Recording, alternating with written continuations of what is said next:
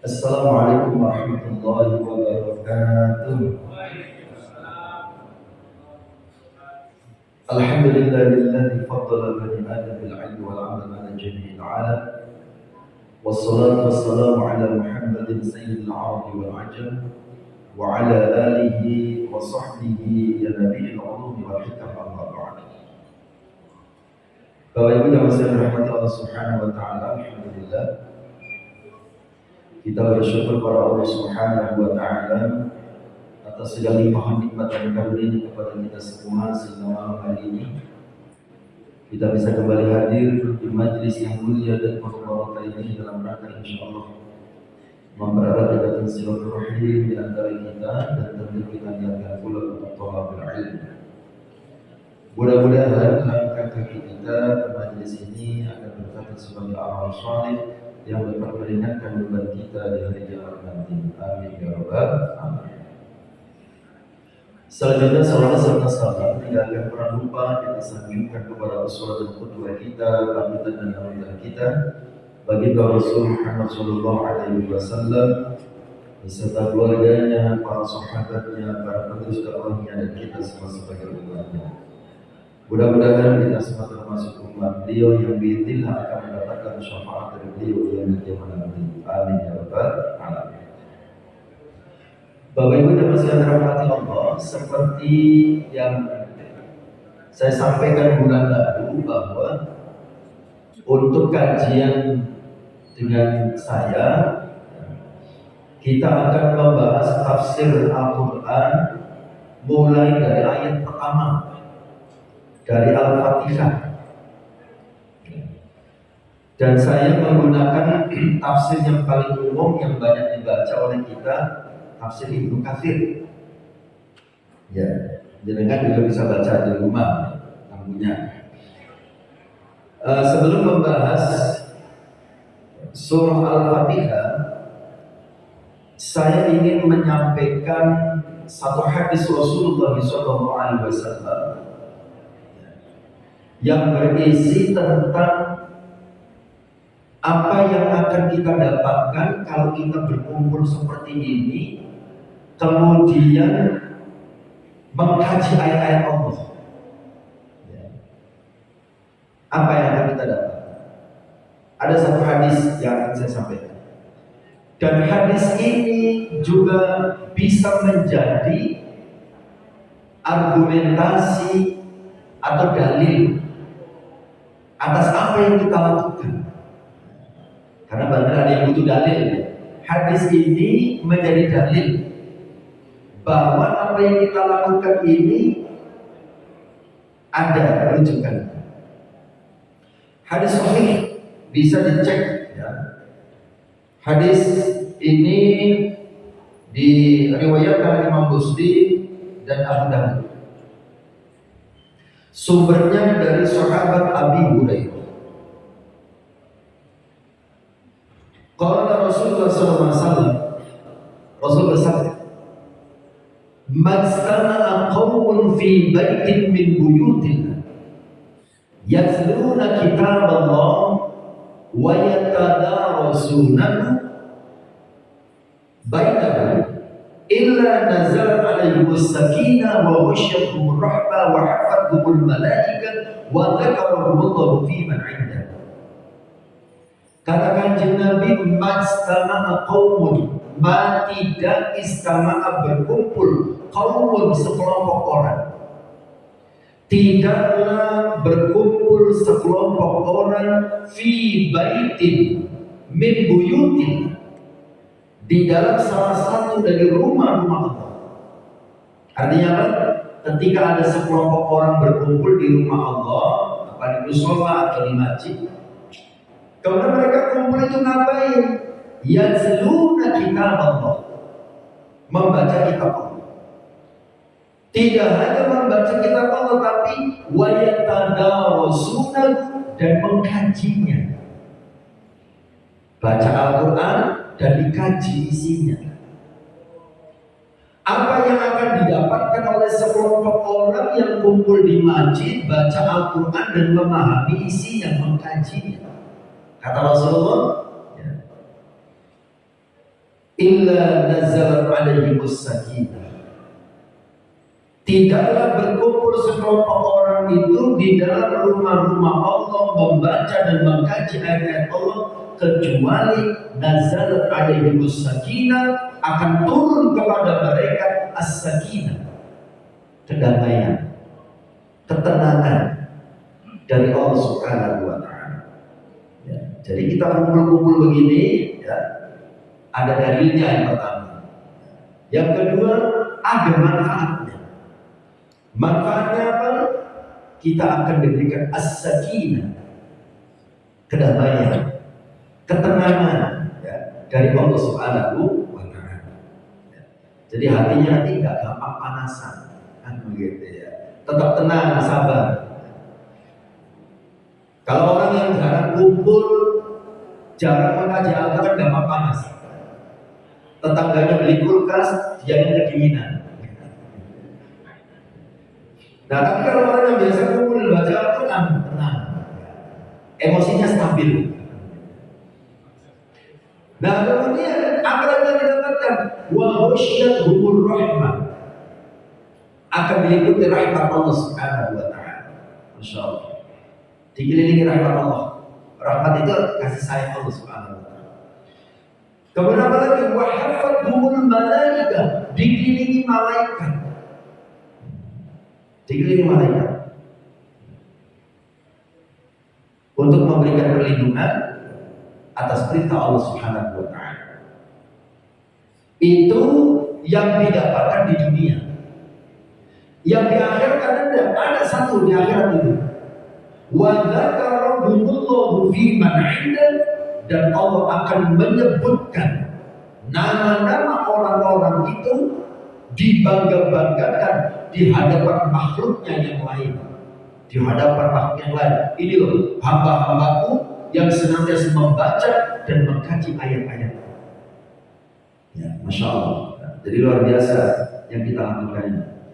Mudah-mudahan kita diberikan keistiqomahan oleh Allah Subhanahu wa taala. Amin. Kajian tafsir Ibnu Katsir yang saya ampu yang paling jauh itu kajian ibu-ibu Majelis Taklim Istiqomah di Doko.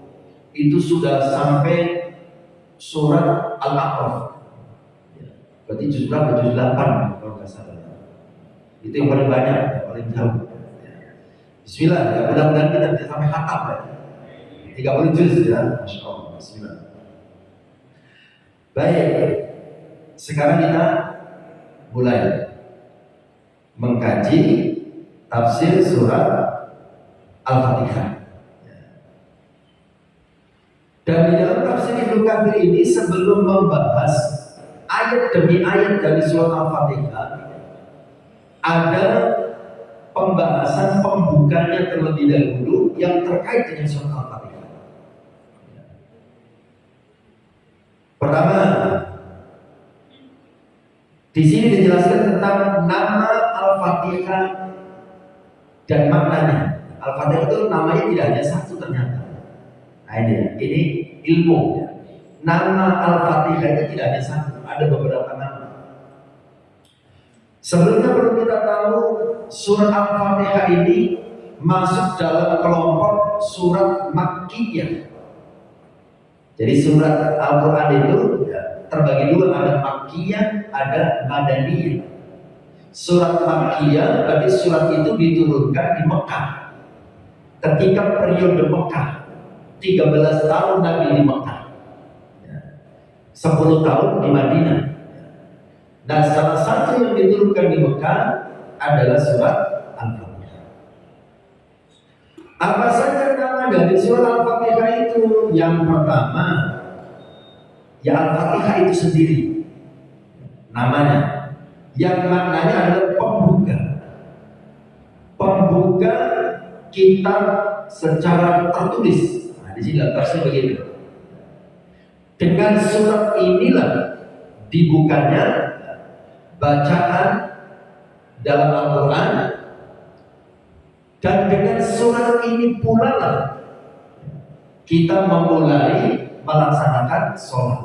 Bacaan pertama adalah sholat, pembuka dalam sholat. Kemudian yang kedua, Al-Fatihah ini juga disebut dengan Ummul Kitab, ya, induknya Al-Quran, ya, berdasarkan pendapat dari jumhur ulama, mayoritas ulama, Ummul Kitab.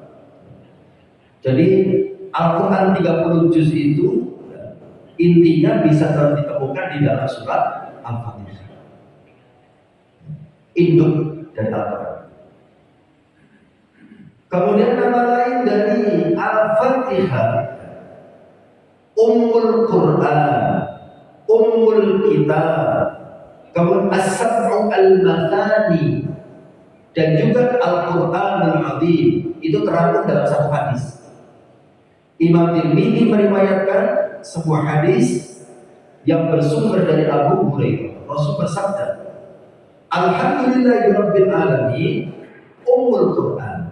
Maksudnya surat yang berisi bacaan Alhamdulillahirabbil alamin, yaitu Al-Fatihah. Ummul Quran adalah induknya Al-Quran. Ummul Kitab, induknya kitab. Dan nama lain yang mungkin kita jangan dengar, As-Sab'u Al-Mathani. Apa arti dari As-Sab'u Al-Mathani? As-Sab'u itu 7, Al-Mathani yang diulang-ulang. Maksudnya 7 ayat yang sering dibaca, 7 ayat yang diulang-ulang. Kan kita dalam setiap sholat, setiap rakaat selalu membaca surat Al-Fatihah.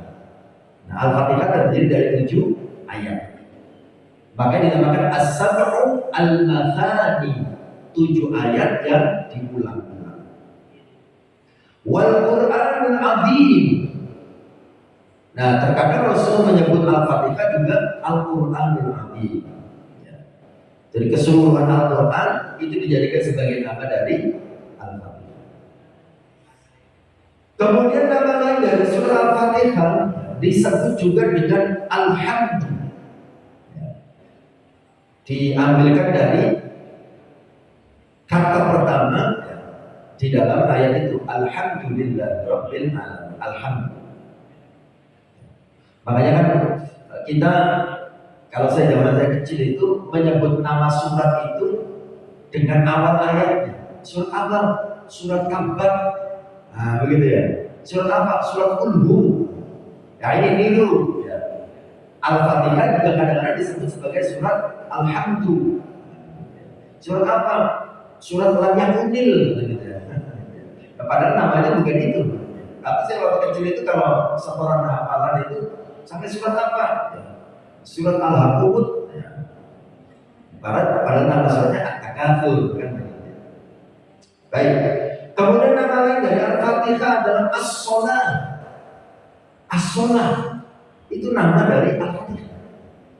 Seperti terdapat dalam hadis qudsi. Ya. Rasulullah SAW meriwayatkan dari Allah Subhanahu wa taala. Allah mengatakan, qasamtu as-sholata baini wa baina 'abdi. Aku membagi as-sholat, as-sholat yang dimaksud adalah Al-Fatihah. Baini wa baina 'abdi, antara aku dan hamba. Jadi dalam surah Al-Fatihah itu, ya, nanti ada dalam hadis di sini disebutkan terbagi menjadi 2. Ada yang tujuannya dimaksud adalah Allah, dan ada tujuannya yang dimaksud adalah kita, hambanya. Makanya Allah mengatakan Al-Fatihah itu terbagi 2, antara aku dan hamba. Kemudian nama lain dari Al-Fatihah adalah Ar-Ruqyah. Ar-Ruqyah. Ya. Karena surah Al-Fatihah bisa digunakan untuk peruqyah, mengobati orang. Ya. Ada hadisnya, Abu Sa'id ketika ia meruqyah seorang laki-laki yang terkena sengatan binatang dengan surat ini, dengan Al-Fatihah, maka Rasul bersabda, wa ma yudrika annaha ruqyah. Tidakkah engkau tahu bahwa Al-Fatihah itu adalah ruqyah? Makanya jangan heran kalau orang-orang zaman dulu, ya, anaknya sakit. Zaman dulu kan belum banyak dokter, ya. Anaknya sakit apapun dibawa ke kiai. Sama kiai dibaca Al-Fatihah. Nah, begitu ya. Bismillahirrahmanirrahim. Begitu ya. Disebul kan. Kadang-kadang menggunakan media air. Ya, air dibaca Al-Fatihah terus diminumkan. Karena Al-Fatihah itu adalah ruqyah. Ya, bisa sebagai doa untuk meminta kesembuhan kepada Allah Subhanahu wa taala. Kemudian yang berikutnya, jumlah ayat ada 7. Allah sampaikan dalam surah Al-Hijr ayat 87. Walaqad atainaka sab'an minal mathani, dan sesungguhnya kami telah memberikan kepadamu 7 ayat yang dibaca berulang-ulang. Itu dalam surat ayat juga disebutkan. Al-Hijr ayat 87. Walaqad atainaka sab'an minal mathani, sesungguhnya kami telah memberikan kepadamu 7 ayat yang dibaca berulang-ulang. Ya, jadi surat ini terdiri dari 7 ayat tanpa ada perselisihan. Dan di dalam kitab ini disebutkan Bismillah adalah satu ayat yang berdiri sendiri pada awal surah Al-Fatihah, sebagaimana pendapat jumhur qurra dari Kufah, dan juga merupakan pendapat sejumlah sahabat. Kemudian jumlah kata dan hurufnya, ada berapa kata, ada berapa huruf? Kata yang terdapat dalam Al-Fatihah itu ada 25 kata, hurufnya ada 113. Kita ingat, salah satu keutamaan membaca Al-Quran, kita akan diberikan balasan pahala 10 kali lipat dari jumlah huruf yang dibaca. Kan kata Rasulullah begini, man qara'a harfan min kitabillah falahu hasanatun. Man, barang siapa qara'a, dia membaca harfan, satu huruf saja, min kitabillah, dari kitab Allah, falahu, maka baginya hasanatun, satu kebaikan.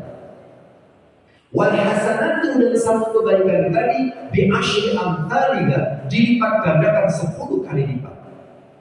La aqulu, saya tidak mengatakan, kata Rasulullah, alif lam mim harfun, bal alifun harfun, wa lamun harfun, wa mimun harfun. Jadi membaca alif lam mim saja sudah 3 huruf kita baca, dilipat gandakan 10 kali lipat. Berarti baca alif lam mim pahalanya 30. Al-Fatihah ada 113 huruf, berarti kalau kita baca Al-Fatihah pahalanya 113 dikalikan 10. Apalagi kalau baca Al-Qurannya sampai khatam. Kalau khatam berapa pahala yang kita dapatkan? Imam Syafi'i pernah menghitung jumlah huruf dalam Al-Quran, mulai dari Bismillahirrahmanirrahim sebelum Al-Fatihah sampai minal jinnati wan nas, akhir dari surat An-Nas, 30 juz, 114 surat, 6.666 ayat. Hurufnya ada berapa? Kata Imam Syafi'i 1.027.000 huruf. Itu jumlah huruf dalam Al-Quran. Jadi kan percaya? Kalau saya percaya. Kalau jangan nggak percaya, itu sendiri. Mana sempat hidungnya? 1.027.000 huruf. Berarti kalau kita khatam membaca Al-Quran, pahalanya 1.027.000 dikalikan 10. Itu pahala membaca Al-Quran. Baik, kembali lagi. Jadi Al-Fatihah terdiri dari 25 kata, 113 huruf. Kemudian yang berikutnya tentang keutamaan membaca Al-Fatihah. Ya. Ada hikmah apa, ada keutamaan apa membaca Al-Fatihah? Nah ini terkait dengan yang tadi sempat saya singgung, Al-Fatihah bisa sebagai obat, bisa untuk berdoa agar orang yang sakit diberikan kesembuhan. Diriwayatkan oleh Imam Bukhari dalam bab Fadhailul Quran, dalam kitab Sahih Bukhari dalam bab Fadhailul Quran dijelaskan bersumber dari Abu Sa'id Al-Khudri radhiyallahu anhu. Kami pernah melakukan suatu perjalanan, lalu kami singgah. Kemudian datanglah seorang budak wanita sambil berkata. Jadi ada rombongan sahabat kepergian, singgah di satu tempat. Tiba-tiba ada seorang budak wanita menghampiri para sahabat yang sedang singgah. Wanita itu kemudian mengatakan, sesungguhnya kepala suku kami tersekat binatang. Kepala sukunya dituk tawon atau dituk kalajengking gitu ya. Kemudian wanita itu mengatakan, dan orang-orang kami sedang tidak ada di tempat. Maksudnya laki-laki di kampung itu lagi pada keluar, gak ada orang. Kemudian wanita itu bertanya, apakah di antara kalian ada yang bisa meruqyah? Meruqyah, mengobati dengan doa. Maka berangkatlah bersama wanita itu seorang laki-laki yang kami tidak pernah menyangka bahwa ia bisa meruqyah. Nah, salah seorang sahabat mengikuti wanita itu, oke, saya bisa. Kemudian ia membacakan ruqyah dan kepala suku itu pun sembuh. Lalu kepala suku itu memerintahkan agar ia diberi 30 ekor kambing dan kami diberi minum susu. Jadi jangan kaget ketika ada masyarakat datang ke kiai, anaknya sakit, minta didoakan, kemudian ngasih sesuatu pada kiai. Ini dalilnya. Nah, begitu ya. Ini dalilnya. Kepala suku itu menyuruh ya, agar laki-laki yang meruqyahnya itu diberi 30 ekor kambing. Coba, 30 ekor kambing. Nah, sementara kita kalau ke kiai paling cuma bawa gula 1 kilo. Kan begitu ya? Itu pun kadang-kadang ada yang mempersoalkan kan gitu ya. Gak usah dipersoalkan, ini ada dalilnya gitu. Ngasih kiai itu ada dalilnya. Nah, kemudian setelah kembali kami bertanya kepadanya, laki-laki yang meruqyah tadi, apakah engkau memang pandai dan bisa meruqyah? Laki-laki itu menjawab, aku tidak meruqyah kecuali dengan umur kita, hanya dibacakan Al-Fatihah, sembuh. Ya. Nah, kemudian para sahabat yang lain mengatakan, jangan melakukan apapun hingga kita menemui Rasulullah dan menanyakan hal itu kepada beliau. Dan jangan melakukan apapun, termasuk kambing apa segala macam yang diberikan, jangan diapa-apakan dulu sebelum lapor kepada Rasulullah. Sesampainya di Madinah kami menceritakan hal itu kepada Nabi. Apa komentar Nabi? Ya. Wa ma kana yudrihi annaha ruqyah. Bagaimana ia tahu bahwa surah Al-Fatihah itu adalah ruqyah? Kok tahu? Ya, kalau Al-Fatihah bisa sebagai ruqyah. Tetapi kenapa kata Rasulullah? Aksimu wadribu li bisabbi. Bagi-bagilah kambing itu dan berikan satu bagian kepadaku. Artinya apa? Rasulullah membolehkan. Ya, buktinya apa? Rasulullah kambingnya dibagi-bagi, terus saya minta satu. Kata Rasulullah.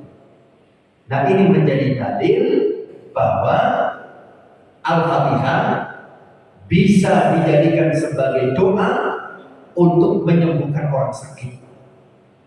Dan kita yang mendapatkan jasa kesembuhan itu boleh memberikan sesuatu kepada yang telah mendoakan orang yang sakit dengan bacaan Al-Fatihah. Adapun yang menggunakan media pakai air itu bagaimana? Di sini kan tidak disebutkan media pakai air. Ilmu pengetahuan modern, Bapak Ibu yang dirahmati Allah, mungkin panjangnya pernah membaca tentang the power of water, gitu ya, kekuatan air. Ada satu penelitian di Jepang. Ada seorang peneliti dari Jepang namanya Masaru Emoto. Dia meneliti tentang air ya, selama 20 tahun. Nggak tahun-tahun. Penelitiannya itu 20 tahun. Apa yang dia lakukan? Ia menemukan molekul air yang dipengaruhi oleh pikiran, kata-kata, dan perasaan manusia. Profesor Masaru dan rekan ilmuwan lainnya, namanya siapa? Kazuya Ishibashi, melakukan penelitian dengan apa? Air yang dibacakan doa-doa dalam Islam. Gak tahu, penelitiannya itu air dibacakan doa-doa dalam Islam. Di antaranya adalah dibacakan ayat-ayat Al-Quran. Nah, ternyata hasil penelitiannya, ketika air itu dibacakan ayat-ayat Al-Quran, doa-doa dalam Islam, kristal bersegi enam dengan 5 cabang daun muncul berkilauan. Airnya ini pakai alat apa gitu, mikroskop atau apa gitu ya, ternyata muncul ada molekul-molekul indah ya, di dalam air ini. Dan luar biasanya dalam penelitian itu disebutkan tidak hanya bentuknya yang indah, tetapi jika ditelisik ada manfaatnya untuk kesehatan ya. Ada manfaat untuk kesehatan. Makanya setelah ada penelitian ini ya, kita itu jangan suka berkata buruk kepada makanan gitu ya. Karena itu bisa pengaruhnya. Pernah ada yang membuktikan nasi yang kita masak ya, taruh di magic box atau magic jar gitu ya, kita katakan kata-kata yang buruk, sumpah serapah, pokoknya kata-kata yang jelek-jelek, itu nasi itu cepat basi dibandingkan dengan nasi ya yang tidak diapa-apakan atau justru kita bacakan doa-doa. Makanya mohon maaf, mungkin panjenengan ada yang pernah melihat, ada yang tidak. Kalau kita suka di majlis-majlis Quran, kayak khotaman Al-Quran gitu ya, jamaah itu suka bawa air mineral, kemudian dibuka tutupnya, kan gitu ya. Dibuka tutupnya, ditaruh di depan. Di sini orang baca Al-Quran. Nah, bagi yang tidak tahu penelitian ini, mungkin mempersoalkan, ini maksudnya apa kan begitu ya? Air di botol, dibuka tutupnya, di sampingnya ada orang baca Al-Quran, itu maksudnya apa?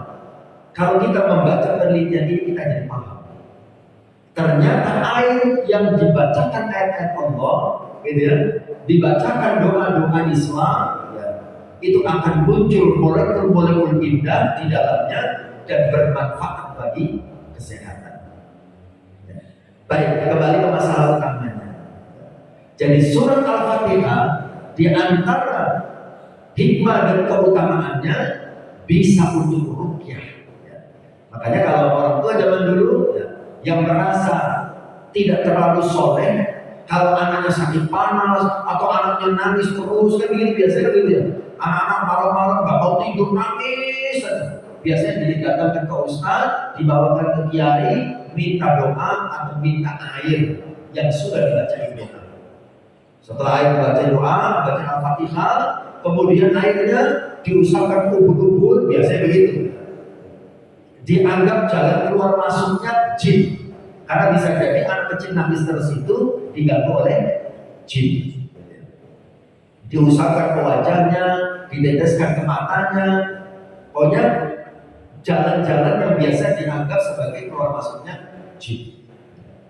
Baik, Bapak yang dirahmati Allah, hadis lain selain dari hadis tadi terkait dengan keutamaan Al-Fatihah diriwayatkan oleh Imam Muslim dalam kitab Sahihnya, berarti Sahih Muslim, dan An-Nasai dalam sunannya, Sunan An-Nasai dari Ibnu Abbas. Ketika Rasulullah SAW tengah bersama malaikat Jibril, tiba-tiba terdengar suara keras dari atas. Maka Jibril mengarahkan pandangannya ke langit sambil berkata kepada Rasulullah, itu ada dibukanya sebuah pintu di langit yang belum pernah dibuka sebelumnya. Ibnu Abbas melanjutkan, dari pintu itu turunlah satu malaikat dan menemui Nabi SAW sambil berkata, sampaikanlah kabar gembira kepada umatmu tentang 2 cahaya. Kedua cahaya itu telah diberikan kepadamu dan belum pernah diturunkan kepada seorang nabi pun sebelumnya. Apa dua cahaya yang dimaksud itu? Rasul mengatakan Fatihatul Kitab dan beberapa ayat terakhir surat Al-Baqarah. Al-Fatihah dan akhir surat Al-Baqarah. Apa itu? Lillahi ma fis samawati wa fil ardh dan seterusnya. Ya. Ini malaikat khusus turun datang kepada Rasulullah untuk mengatakan kabar gembira. Ada dua cahaya yang diberikan kepada Rasulullah dan juga umatnya yang belum pernah diberikan kepada nabi-nabi sebelumnya, yaitu Fatihatul Kitab, Al-Fatihah, dan beberapa ayat terakhir dari surat Al-Baqarah. Baik, selanjutnya Al-Fatihah di dalam sholat.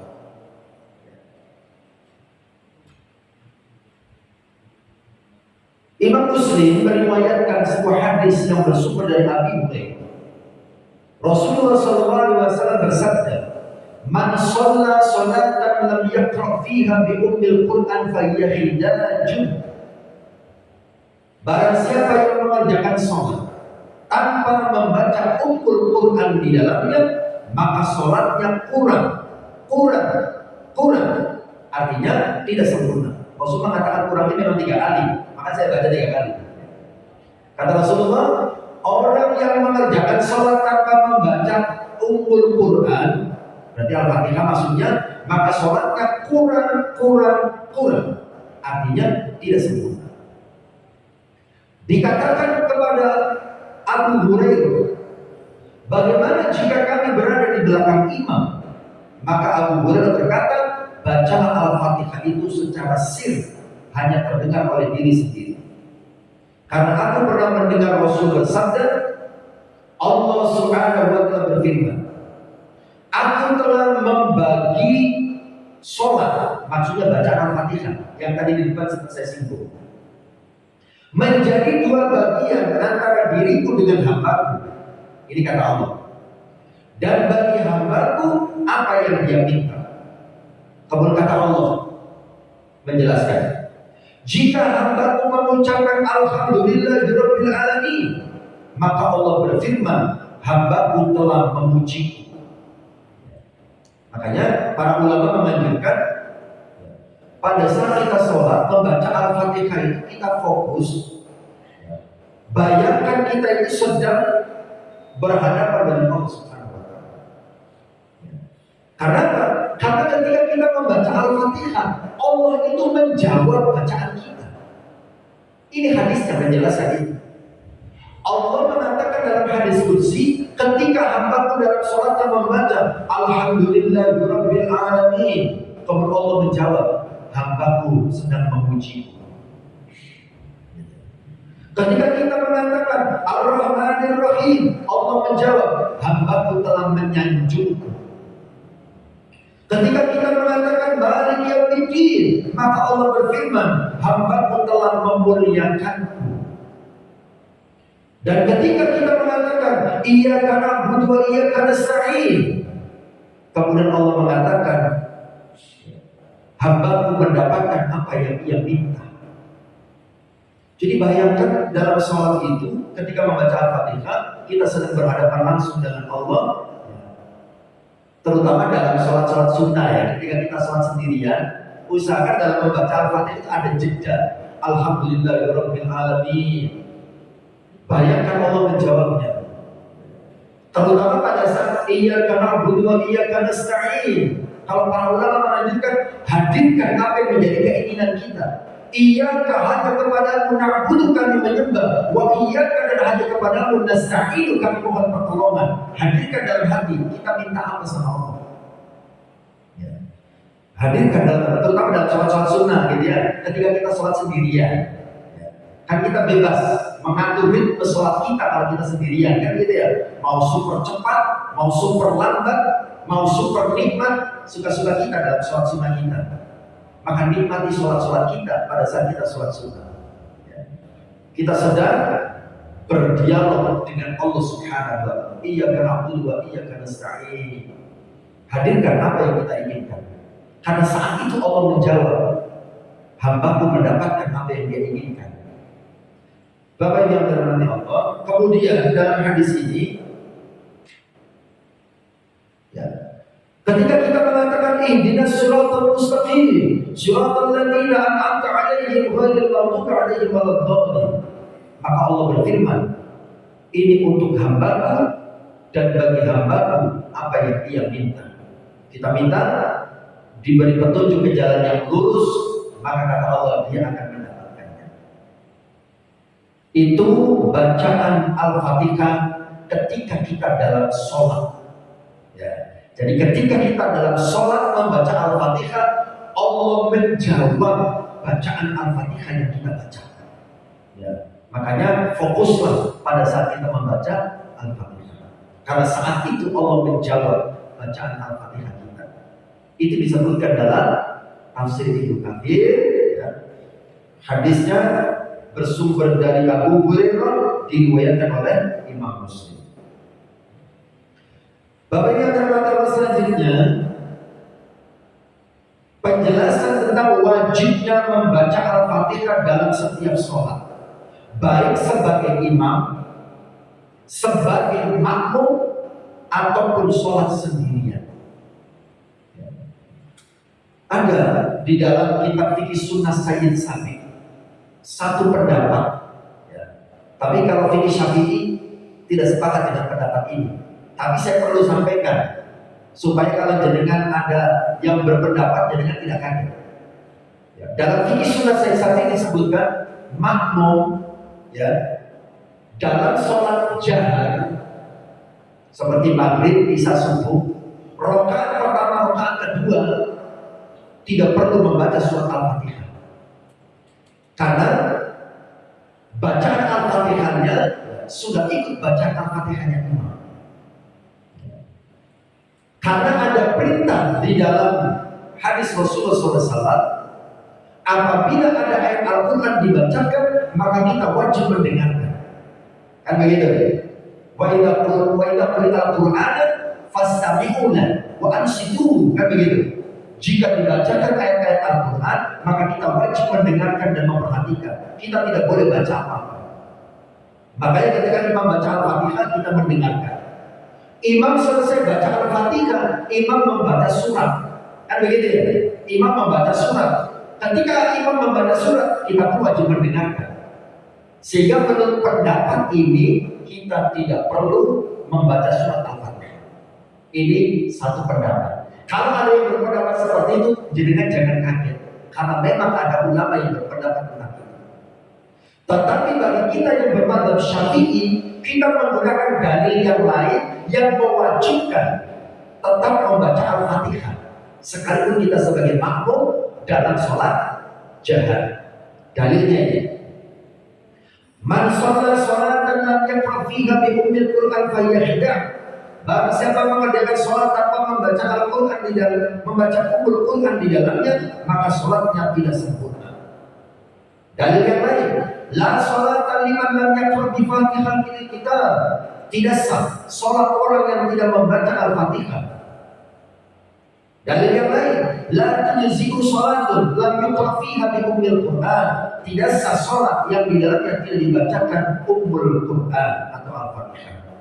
Ini dalil-dalil yang menjelaskan bahwa orang sholat baik sebagai imam, disebutkan di sini dalam tafsir Ibnu Katsir, baik sebagai imam ataupun makmum ataupun sholat sendirian, itu wajib membaca Al-Fatihah.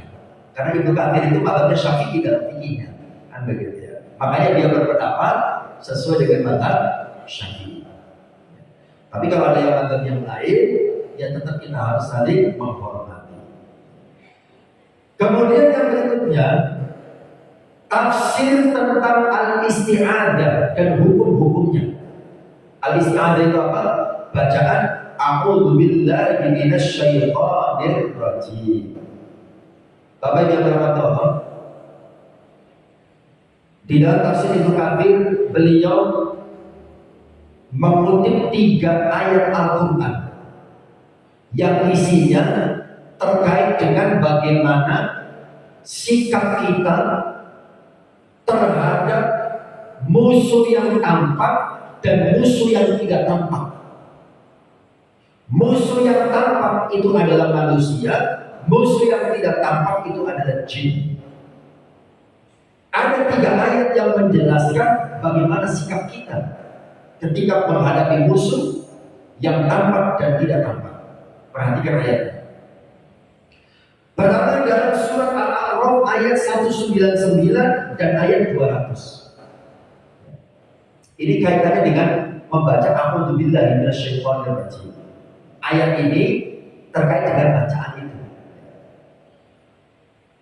Khudhil 'afwa wa'mur bil 'urfi wa'rid 'anil jahilin wa imma yanzaghannaka minasyaitoni nazghun fasta'idz billah.